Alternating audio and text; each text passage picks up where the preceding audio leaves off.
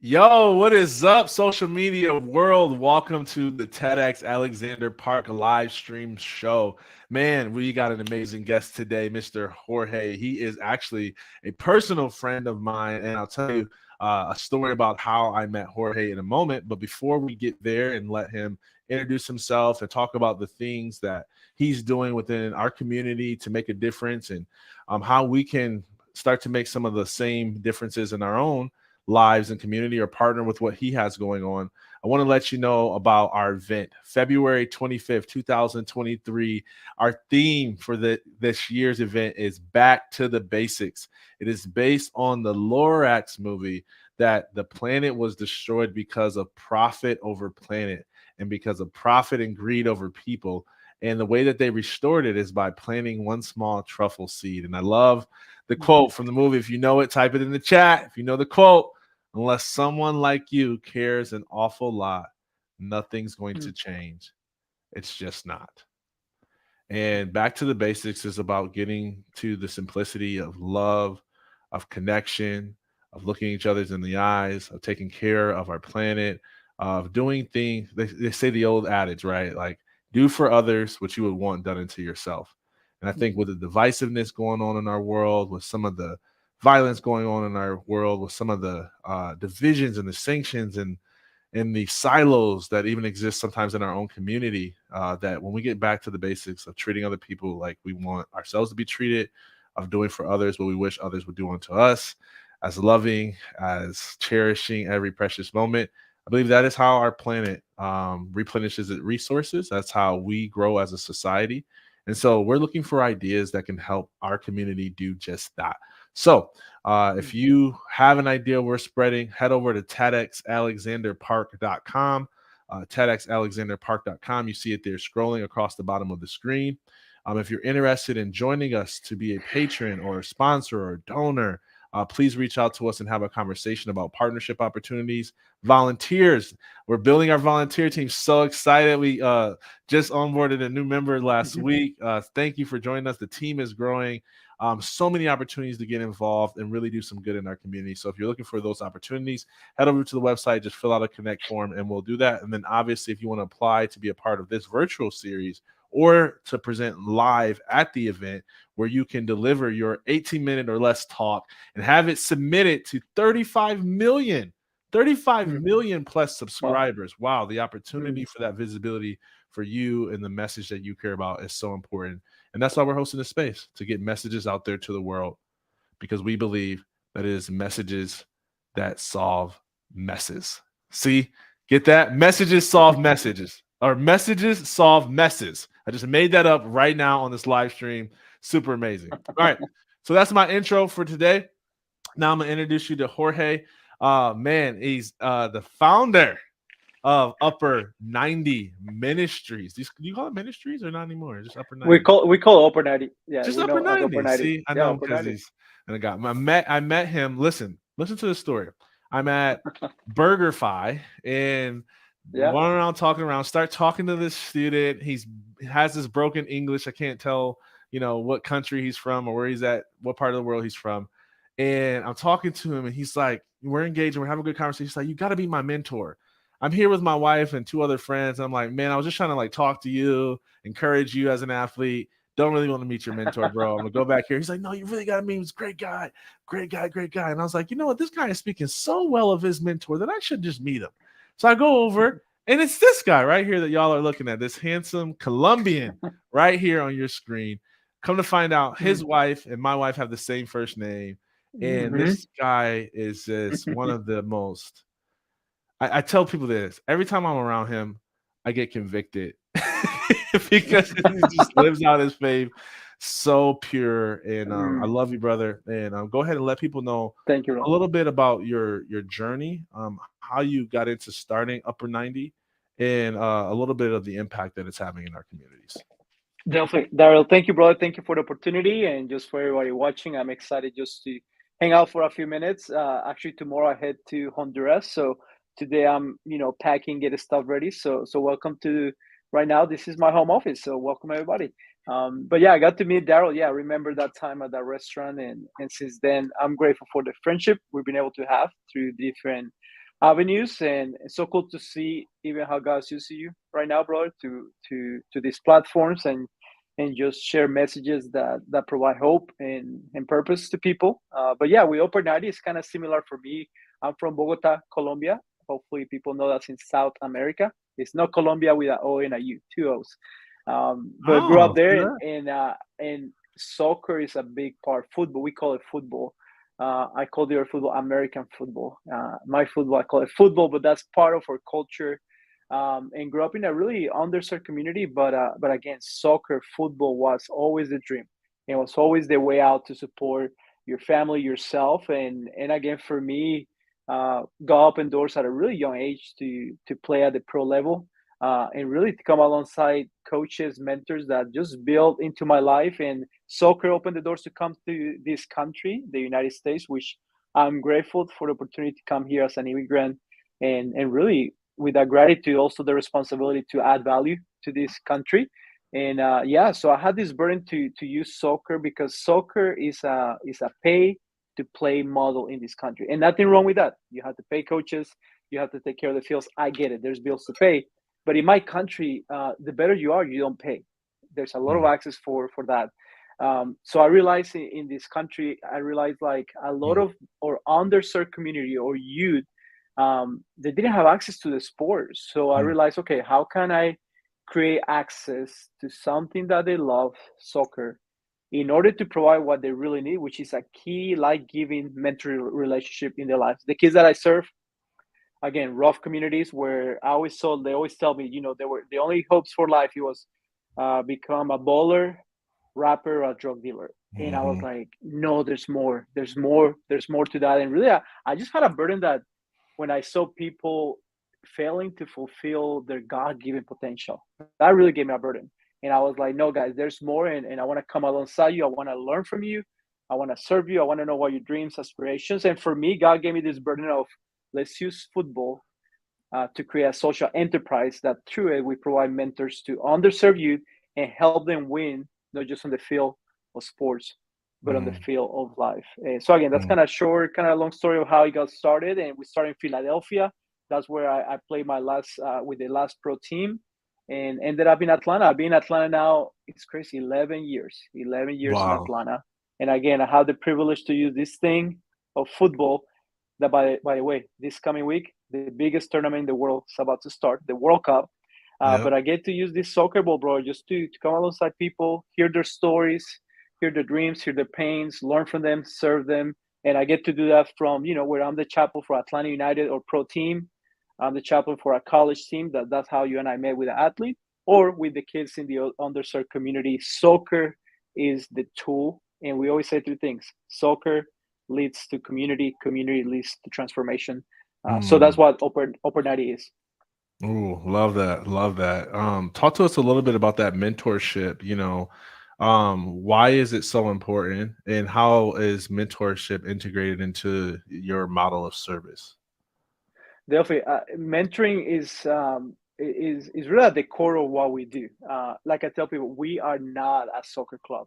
There's many soccer clubs here in Atlanta. There's opportunities if you can pay, you do that. But for us, we always remind everybody we are a mentoring program that uses soccer as a tool. So the way that looks like, we pair between 2 to 3 mentors with an actual team, about 12 to 14 kids, and of course, again, give them what they want, soccer, in order to provide what they really need, which is that key mentor relationship. But it's through the common passion of football. That's what these mentor coaches love. That's what the kids love. So they train during the week. They're doing what they love. But then through that, they're having conversations about life. We provide a life skill curriculum through our soccer training. That as we're coaching soccer, we're teaching about passing, receiving, shooting, defense, but then we attach to those soccer skills a life skill from servant leadership, boldness, perseverance. Like when we're working on shooting and scoring, we talk about and that one is perseverance, because we talk about you're not going to score every shot you take. Mhm, That doesn't mean you take the first one you miss. Oh, I'm done. I give up. You don't. You mhm, persevere. You position yourself in a better place the next time until you score the goal. So we talk with the kids, not just soccer, but then hey, how does that look like in life? What are other areas in your life if you are transparent with yourself, you need perseverance. And we talk Mhm. about, you know what? It might be in school. It might be, in math. I'm struggling with math, or I'm struggling with, relationships at school, bullying, all this. So we try to kind of integrate through the sport some of these life skills that these kids can apply, no, in life, including school, because we do want to see our kids graduating from high school with a plan for their lives. Because for most of our kids, they're going to be the first generation in their family to accomplish that goal. Mhm. So again, so we permeate mentoring through that, again, through the soccer field, but also now when the season is over, other activities, whether they need help with school, we're taking them. I think next week we're going to Stone Mountain, literally just to go climb the mountain, talk about life. So again, we see mentoring not as a program, we see mentoring more as a life on life opportunity to connect with our children, and again, something that we have the pleasure to do. I love it. I love it. I see my Brittany's coming on here giving you some support. Says upper 90 is Yes, the Brit. real deal. That's what I'm That's a good talking name. about. She has a good first name. It sure is, man. And I see our friend Fraser says, "Hey, from Scotland, how you doing, Fraser? Thanks for tuning in today. Man, thank you for chiming in. If you guys are watching this replay, just hashtag replay.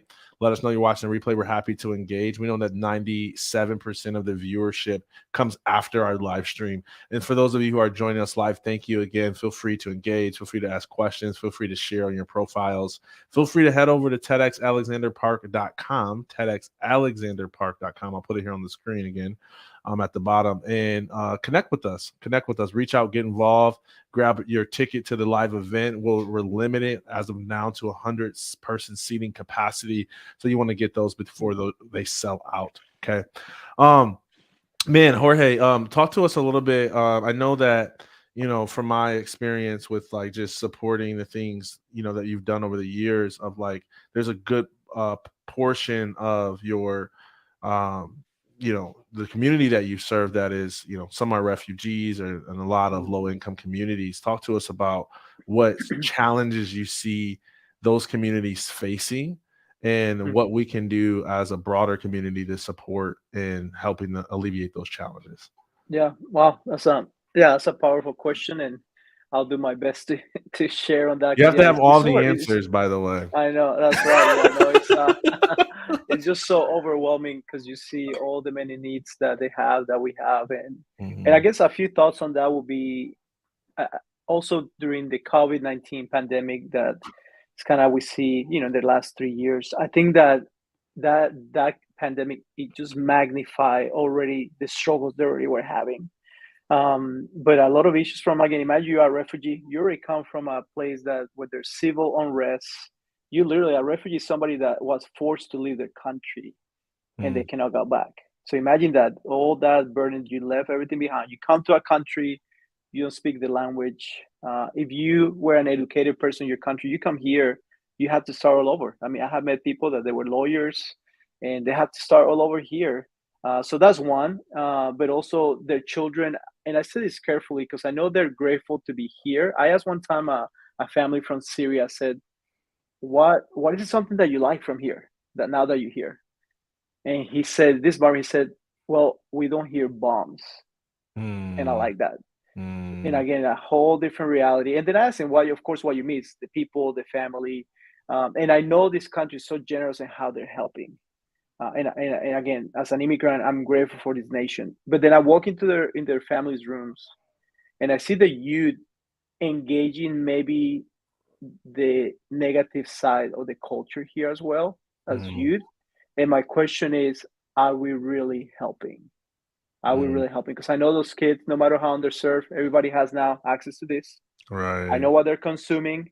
I know what they're playing, literally, 24/7, and it just breaks my Mm, heart. So again, families that have to work 1 to 2 to 3 jobs to make ends meet. So you think about you taking the father out of home because he has to go work, but you don't have that father figure at home, and then you have the single mom that she's just trying to do her best.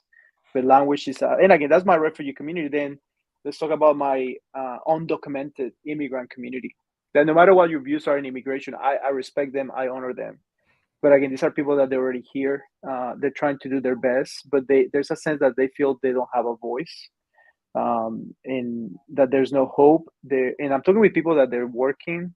They want to pay taxes. They want to add value to the community, but they just feel hopeless. They feel like there's no much hope for them. And that's why I was saying, man, that's such a great question, but one that I don't think I have the capacity to know what the answer is. All I know is that God has called me to come alongside them, journey with them. I am not their savior.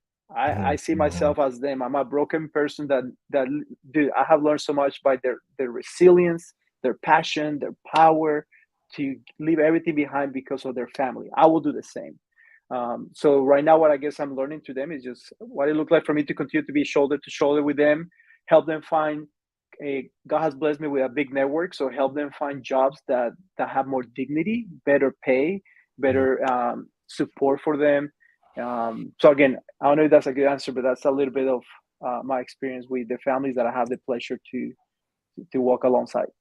Oh no, that's perfect answer, man. And I agree. Like, the mix of challenges is so vast sometimes that it's like, how do we really come around holistically around this person and support them where, they may be lacking in some area of their life.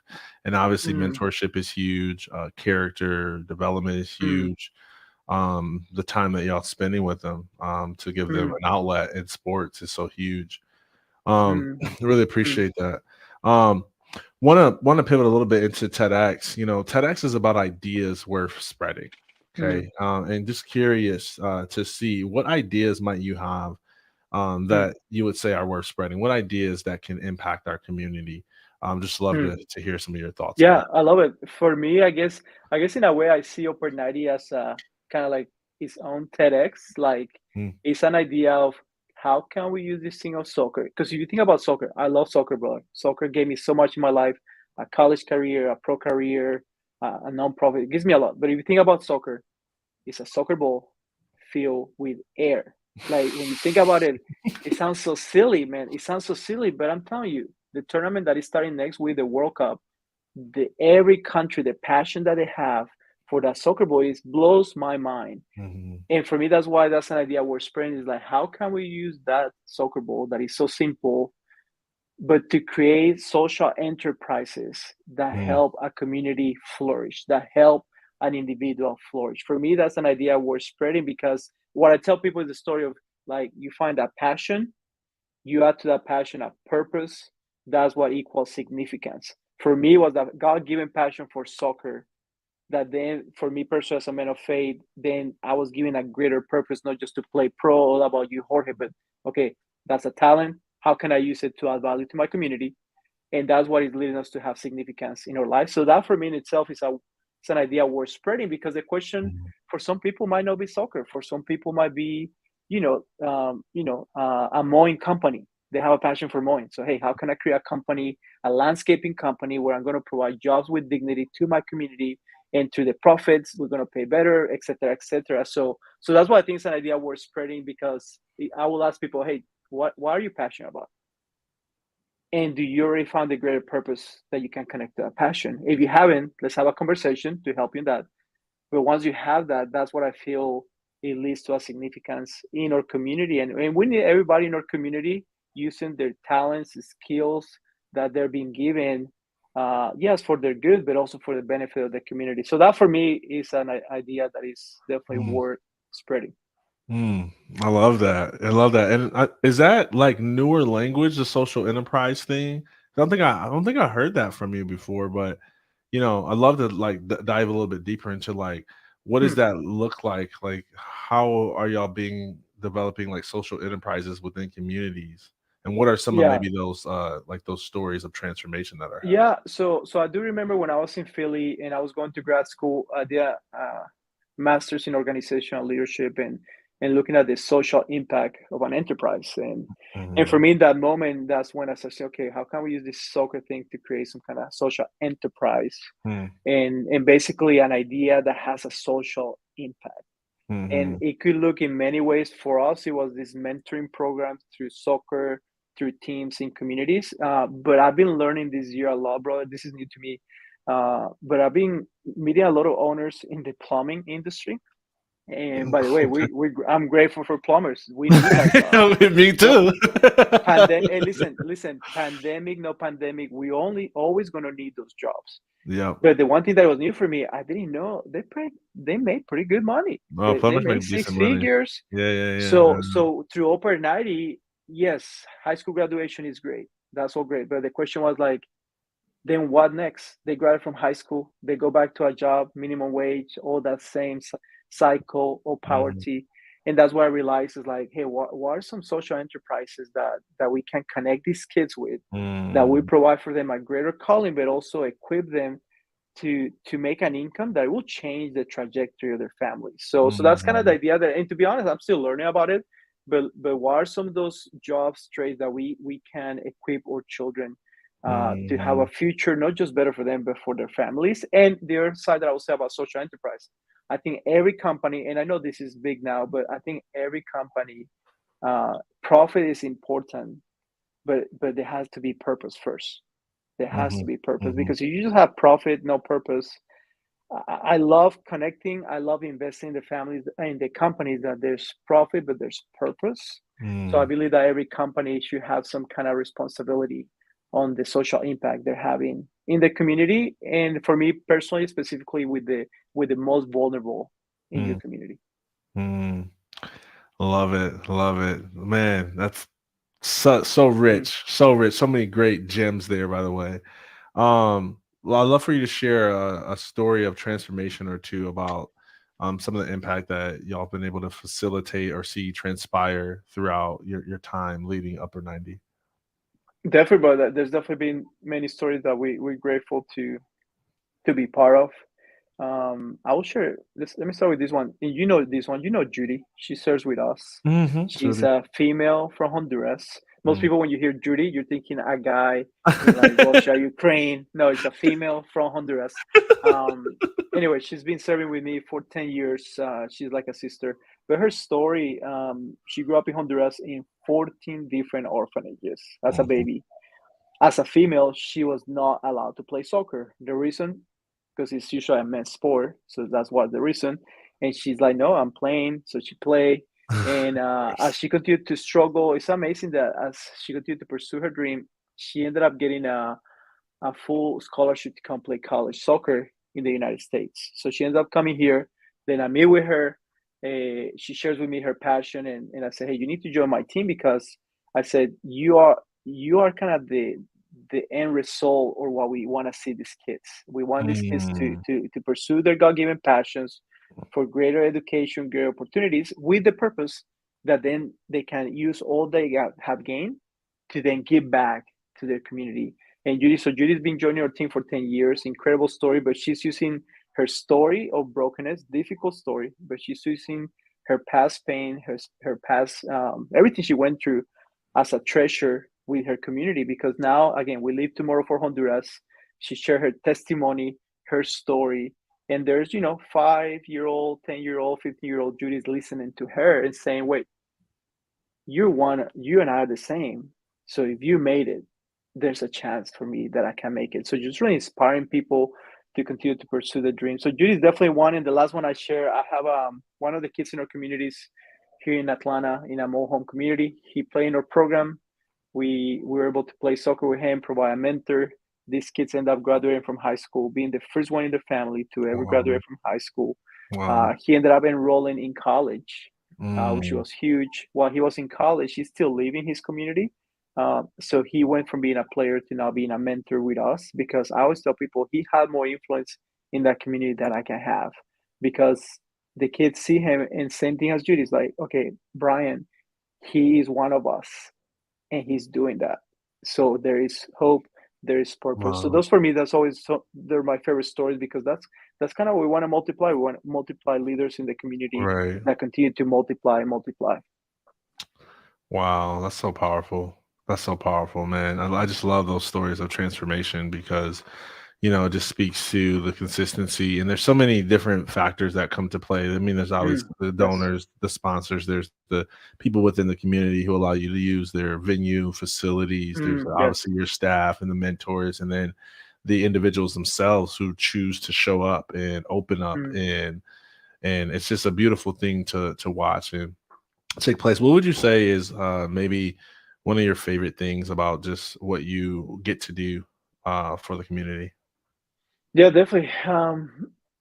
For one of the things that for me is I really enjoy is just hearing people's stories. And when you go to a community, and I tell people, my refugee community, my Hispanic community, they're the most welcoming people. Like the volunteers that serve with us, you will be invited to have a lunch or a dinner in a house. You'll be invited to a quinceañera party. But just really just hearing their stories, and again, there's a lot of pain in those stories, but then being able to see the glimpses of hope in those stories, and then it's humbling, but then being able to leverage what God has given me from my network, my knowledge, to then come alongside them and strengthen them and help them continue to grow. And again, it sounds so simple, but I just feel like for me, like I want to add value wherever I go, and it's not about me, but it's about like, okay, I want to hear your story, I want to hear your passions, your pain points, and then okay, with what I have been blessed with, network, people, connections, how can I then support this family? Like again, I just met a guy and he has a heart for coffee. I'm from Colombia, so Colombia is a big coffee, and I know this guy has a And bring faith. bring We bring really me have. back some coffee next time you go. There you go, man. Yeah, I need to, but anyway, he's sharing just kind of what he's looking for next, and he's sharing his passions. And for me, it came to mind. Okay, I need to connect this guy to this and this and this and these people. I personally love that. By being again, I'm an introvert, but God has blessed me with a huge network in Atlanta, including people like you. That when I hear people, I'm always thinking that behind my head, who can I connect that person with that will add value to their journey? So again, that's one of many things that I love. And again, I have a passion. God gave me a passion for football. All my job, everything that I do is around football. So, so I'm grateful. Yeah, it's my job, but it's a calling. Yeah, no, I get it for real. I think there's a huge difference when you understand like what you do is sacred and that it's a calling. Mm, It brings extra energy, it brings strength, it brings wisdom. And you just see it through a different lens, like, and I remember mm, even when I was working at Central Michigan, like I didn't feel like I was like fully in the lane of my purpose, but knowing that like mm, like my purpose is always intact and is always available for me. Like I started to view like how can I serve with purpose in this job? And it just was different lens and it changed my mm, willingness to want to be there. And it yeah. just changed the impact that I was able to make. And I just believe Wow. that there's a Wow. grace for the calling. So man, that's Mm, so beautiful. Um, mm, kind of to like start to like lay in the plane here a little bit. I would love to just pick your brain on some of the like leadership lessons that you've learned along the way, some of the things that have helped you to be successful. Because I just feel like in my mm, conversations with you, you're obviously a person of personal development. Organization has been mhm, successful, and not just like you said, not just having profits, or in your case, donations, but also having purpose at its core and mm, its center, as we just heard in those transformations. So curious, mm, to you, like what are some of those top leadership lessons that mm. you've been able to learn? Definitely. And again, the first one that always comes to mind, and maybe probably because the one that didn't come naturally to me, is the whole idea of really being a servant leader. Mm, And I know the reality is, for me, it's interesting that we had to add that servant leader, because when I think leadership for me, I think that, but the right. reality is in our culture, we need to add that.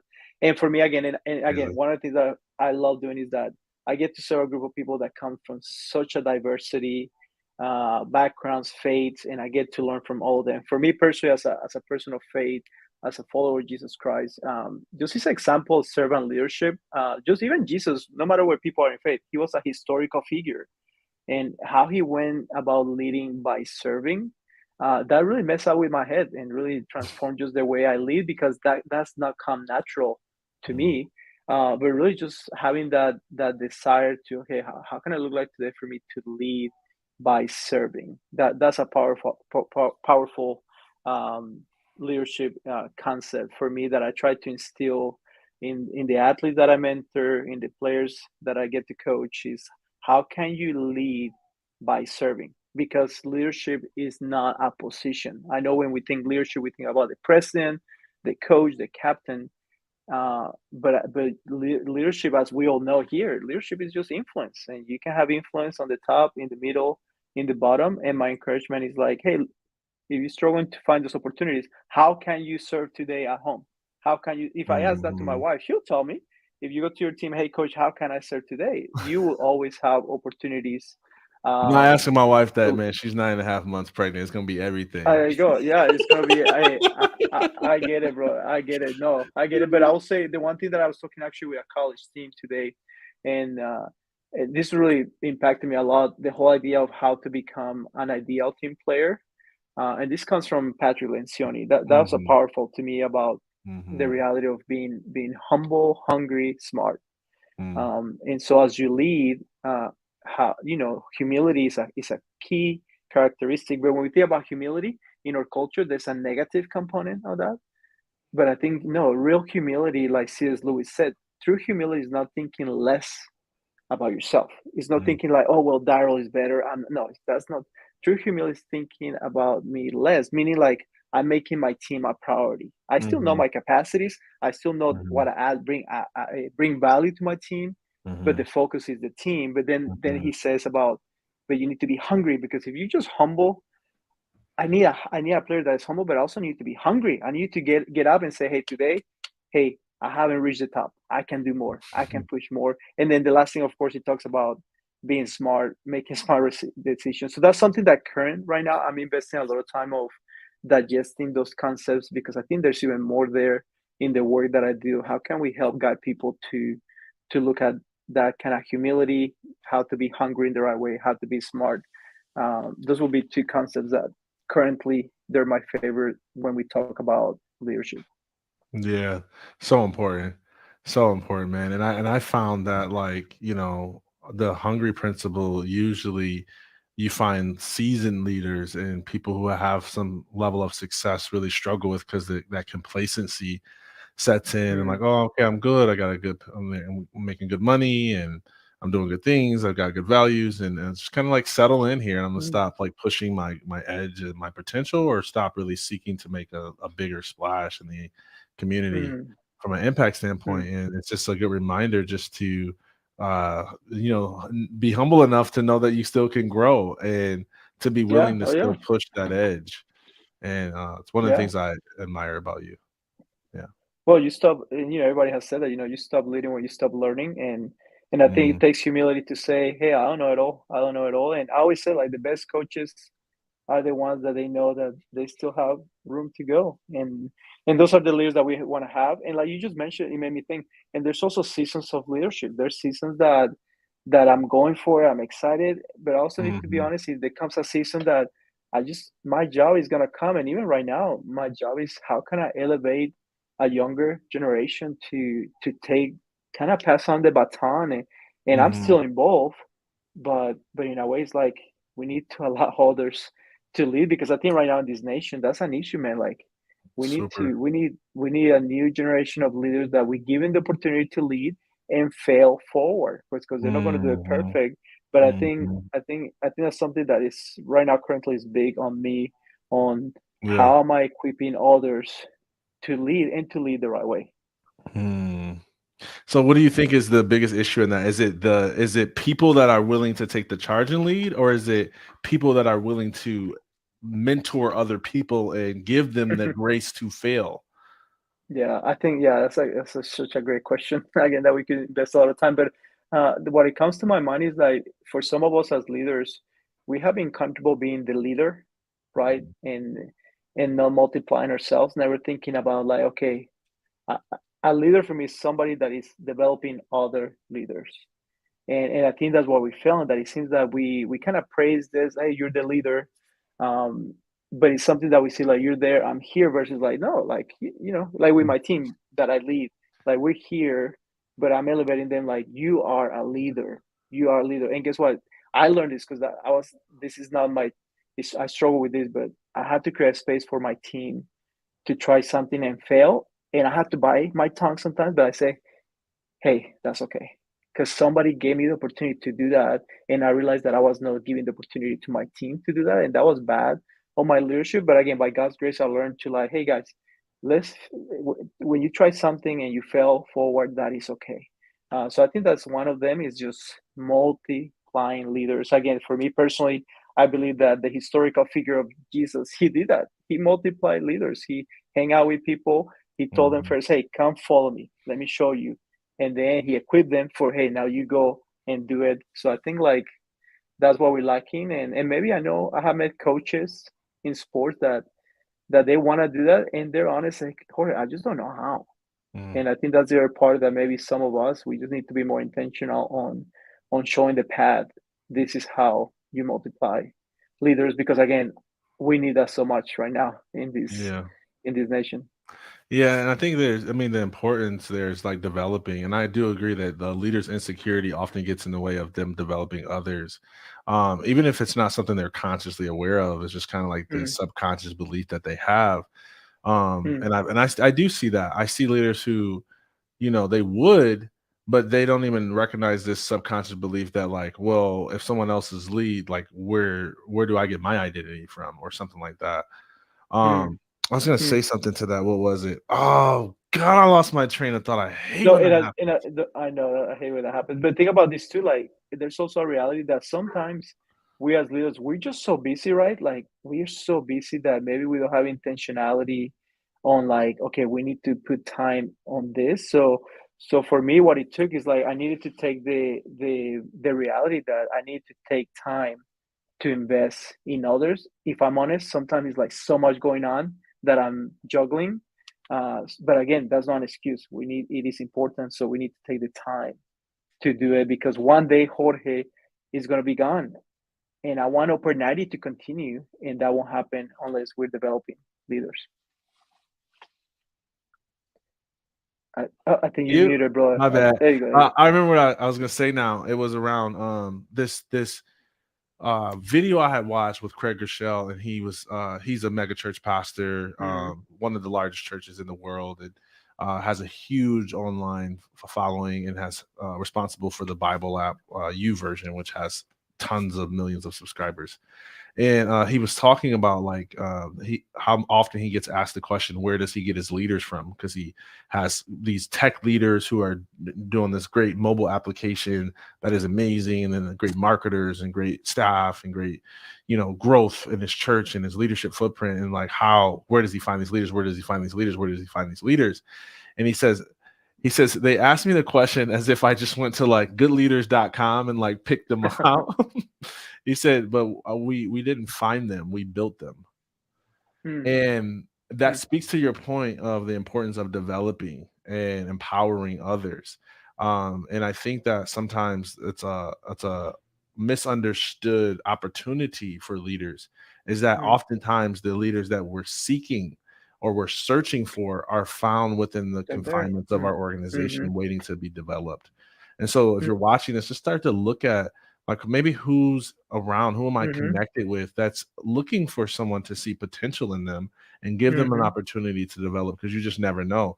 And that's been my case, by the way. mm-hmm, Like I didn't even see myself as a mm, leader outside of sports. Like I knew like I was the like super mm. good in sports, Yeah. but I was not developed in any other area of my life. Mhm. Mm. And it was my pastor who came up to me and was like, talked to me about the potential he saw as me as a leader, gave me my first Mhm. leadership development book, and then like look at what has blossomed into who I am Mm. today. And so you just never know what's inside someone. So always like, Mm. John Maxwell says, walk slowly through the crowd, right? And Mhm. be able to Yeah. look at people you're connected to and just wait for that, yeah, that nudge to Mm. grab them under your wing and kind of mentor Yeah. them.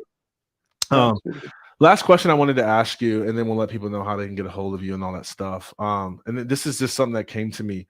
I find it. Here's the question: do you feel like there's something about your ministry, your organization, that people commonly don't understand enough of? Like if Mm. you could help people understand this one thing about what y'all do and the impact that is available, what would that Mm. one thing be? Mm. Again, great question. The thing that comes to mind, because I know we have these conversations many times. Again, when we have our volunteers or mentor coaches, again, we enjoy the sport. We're competitors, and again, it's not perfect, right? Once you get on the field and the referee blows the whistle, I'm trying to win a game. I don't care if this is a rec level, a college level. I don't care. and just that reminder that we, and I think it's good that we have to constantly recast vision, because vision leaks. But just remind everybody, we are not a soccer club.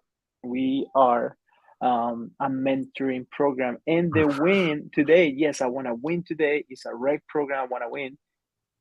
But hey, that's not the scoreboard for us. The scoreboard Mm, for me today is like, hey, you beating me 10-0 is frustrating, but then I get to sit with my kids and be honest with our emotions. Like, man, that's thing, right, guys? Like, that's thing a lot losing. But hey, but what can we learn from that? Could be like, hey guys, you guys did not give up. We played the whole game. mhm, Well mhm. done. I am so proud of you. We're gonna take from this. We're gonna build from that.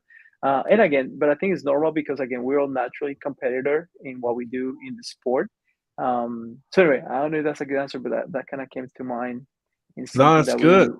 that we have to work with our volunteers to remember what's the win. The win is not to win the game. Yes, we want to win the win. I tell Uh-huh. people, you never go to practice saying, I can't wait to lose this weekend. Nobody does that. Can't wait to lose. But just remember what's the win in the life for those kids. And that's the Mm, purpose. mm. So they want more information about how to join the soccer club. How do they join the soccer?